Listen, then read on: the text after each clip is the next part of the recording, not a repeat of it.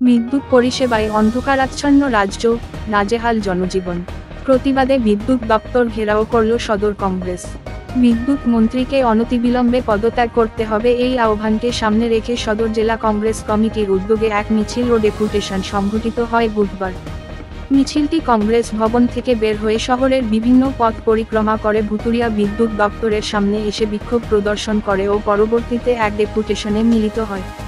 ঝড়ে যদি ডালপালা না পড়ে, ঝড়ে কি মাছের পোনা পড়বে? ঝড়ে তো ডালপালাই পড়বে। তো ঝড়ে ডালপালা পড়বে, তার ব্যবস্থা নেওয়ার জন্যই তো ইমার্জেন্সি টিম রাখতে হবে। সেই ইমার্জেন্সি টিম কোথায়? আমরা সেটা দেখতে পাচ্ছি না। কিছুদিন পর পর বিদ্যুতের বিল বাড়ানো হয়, বিদ্যুতের শুল্ক বাড়ানো হয়। কেন সেটা বাড়ানো হয়? কারণ ভালো পরিষেবা দেওয়ার জন্য। যে ইলেকট্রিসিটি রেগুলেটরি বিল আছে, যে রুলস আছে, সেটা অনুযায়ী বিদ্যুতের দাম 1 টাকাও আপনি বাড়াতে পারবেন না। শুধু এটা পরিষেবা ভালো করার জন্য দাম বাড়াতে পারবে। সেই পরিষেবা ভালো করার জন্য যদি দাম বাড়িয়ে থাকে, কোথায় সে পরিষেবা? আমরা কি দেখতে পাচ্ছি? আজকে সারা রাজ্য অন্ধকারময়। সারা রাজ্যে, গোটা রাজ্য জুড়ে অন্ধকার একটা কায়েম করে নিয়েছে। এখানে প্রাকৃতিক কাজের জন্য যে জল, সেটা পর্যন্ত তুলতে পারছে না। স্নান, খাওয়া সব বন্ধ হয়ে রয়েছে। মোবাইল, ইন্টারনেট বন্ধ হয়ে রয়েছে।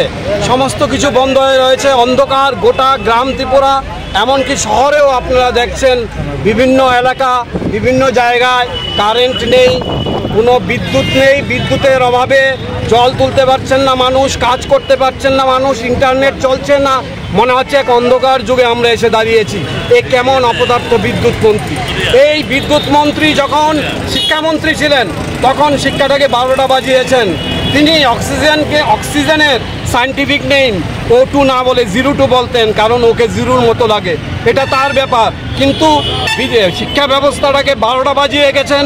বিদ্যাজ্যোতি যে রেজাল্ট আমরা দেখেছি, তারই মস্তিষ্ক প্রসূত, এবং তার সঙ্গে কিছু আমলা যোগ হয়ে তার বিরুদ্ধে অনেক করাপশানের অভিযোগ আছে।